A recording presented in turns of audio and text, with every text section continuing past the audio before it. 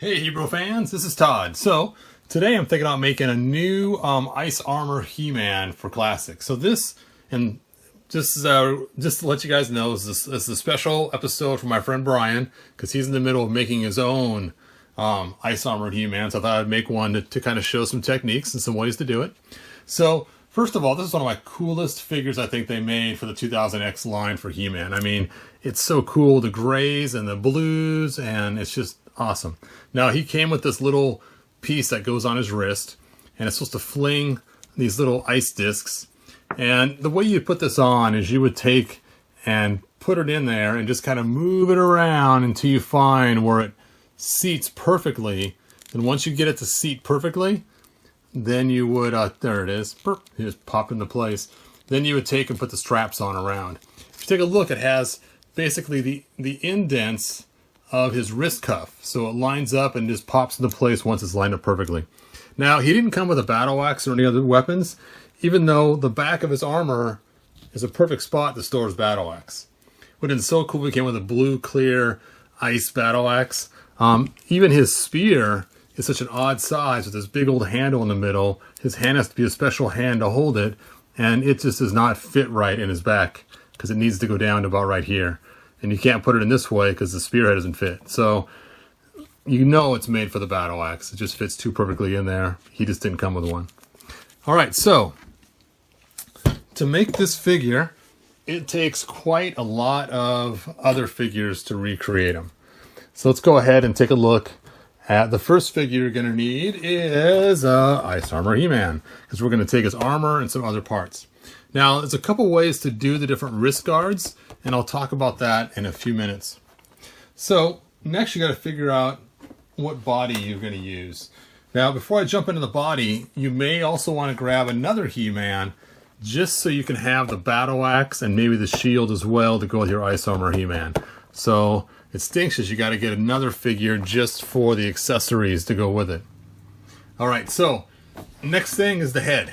So the head, we only have one 2000X He-Man head that we got, and that was in the Snake Armor Battle Armor King Hiss combo pack, and that is the coveted 2000X He-Man head that you end up, if you start making a lot of 2000X customs, you end up with a lot of these heads. Now, what's cool is that wrist guard right there is very similar to the 2000X He-Mans, so you could actually use that.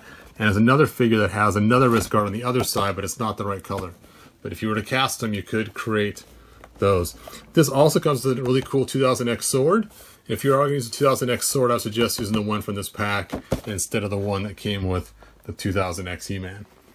It's just a better quality sword. It doesn't have the cool spin feature, though, like we saw with the 2000X sword, where it opens up to pull the power of Grayskull in, but it's still a very cool sword. All right, so next, the body. Which body do you want to use? Now, originally, I used to always use King Grayskull for this. King Grayskull is a great figure to use in my 2000X customs because his gauntlets are silver, and that's usually pretty close to what a lot of 2000X figures have, is silver gauntlets of some sort. Now, kind of an expensive figure to use just to customize, but he is the right skin color, and he does have the silver gauntlets. Really quick way to do it. They don't have to worry about changing the gauntlets out. Another figure to use for the body is Hero. Now, Hero, again, expensive figure, not as much as King Grayskull. And his gauntlets are very similar in coloring to the Ice Armor He-Man. So I've actually used his gauntlets before to make Ice Armor He-Man. That way, if you want to stay with the classic look, you can use these gauntlets here to simulate the 2000X Ice Armor He-Man.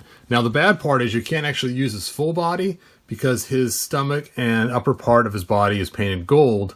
So when you take his armor off, you won't have a bare belly. You'll have like a gold tank top, which maybe you do want that. So you can only use so much of this figure. You may also want to use the calves, and I'll talk about that in a little bit if you go that route.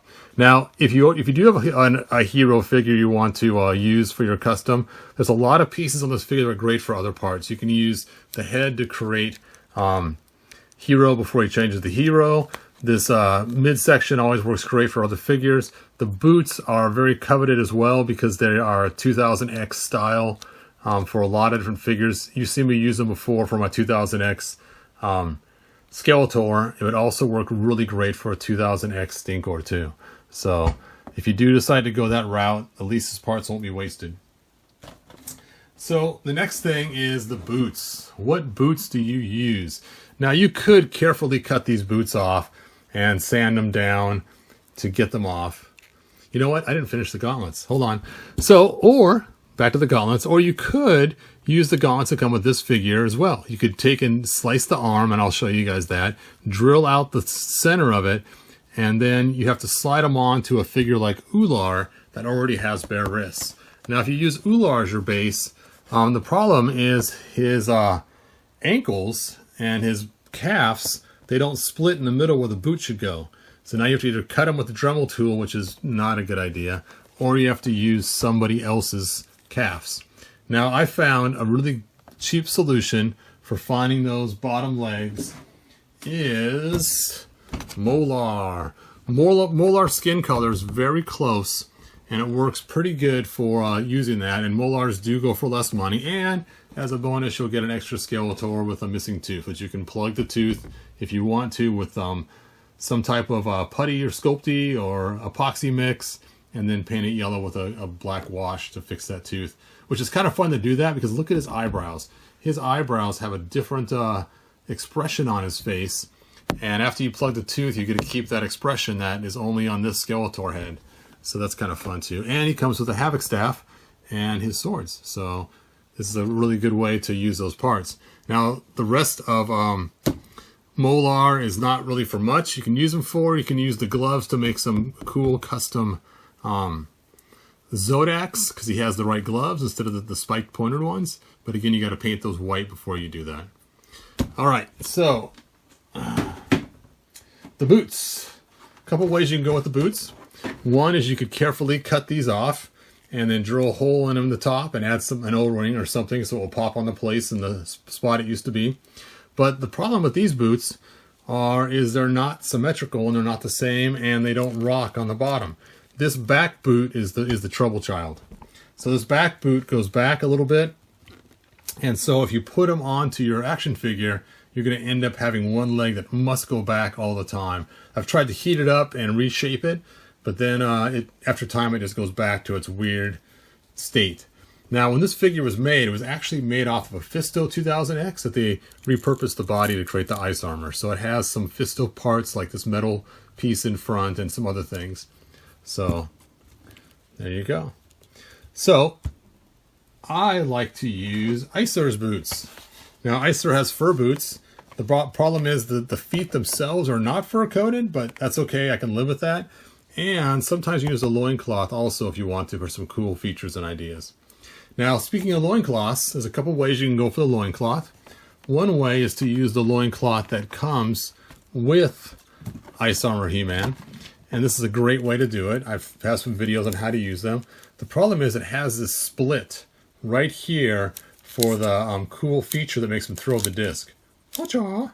And so, because of this, you're going to have this open area right there where you're going to want to either paint it silver or gray underneath on the loincloth you put it on, or live with it having that spot there with the color not showing. Now, if you want to go with a style that looks like it's more all classics, you can also use like a Zodak's loincloth. It has the ice armor type looks with the white and gray belt and the gray bottom. I actually like to use this one here, but the bad part is now you left Zodak with no shorts. But that's just something that I like to do when I made mine. Alright, so those are all the parts. Let me show you one that I've made already. So here's one that I've already made, and you can see the parts that I've used. I used Heroes gauntlets. I used the regular Ice Armor He-Man armor. Because it fits tight, I had to add a drop of glue right here to hold it from popping open all the time. I used Zodak shorts, Icer's boots, and I believe the body, it might have been Zodak's, no, because there's no fur on his chest. I'm not sure whose body I ended up using, but you can see it's lighter color than Ular's, so it was probably a lighter human figure. You know what? It might have even been molar, the whole entire body. You know what I think it was? I think I painted it brown afterwards in the bottom to hide the molar. That doesn't make sense. I would have painted it gray. I'm not sure whose body I used on this. Sorry, you guys. But whoever's body I used, it worked great. It might have been King Grayskull's. You know what? I think, yep, I actually used King Grayskull's body for this originally, and then I swapped out the gauntlets because I got tired of the silver and went with the hero gauntlets. So this is a King Grayskull. That's why it's lighter in color. That's why he has the brown underneath for the loincloth. All right, so, and then of course I used the head from the 2-pack. The sword from the 2-pack. Now the battle axe, I used to always use the blue battle axe from the weapons pack, but then I started using the gray battle axe. It's a small standard one for the standard He-Man or King Grayskull. But then I decided to make my own, and so I actually designed this on my 3D program. It's a little different than the regular axe. You can see the handles are different on it, and some other things are different as well. And so I printed it in clear, and after I printed it in clear, then I went and put some blue and some white on it, and a little bit of a darker blue to try to give it some shading, and made myself an ice axe that works pretty good. Only because this is the one I wanted to keep with as much classics as possible. The only part that's not classics on this figure is the armor. So everything else is from some classic figure except for that. Now this new figure I'm making today, I'm going to use a whole lot more parts from him. My plan is to use the loincloth, the armor, the gauntlets. I haven't decided whose hands I'm going to use. I might use his hands. Actually, it won't be his, it will be his. But you guys get the idea. And that way then you can hold the spear easier. So I'm not sure which way I'm going to go, but I have used those hands before. And it also gives you this little piece here.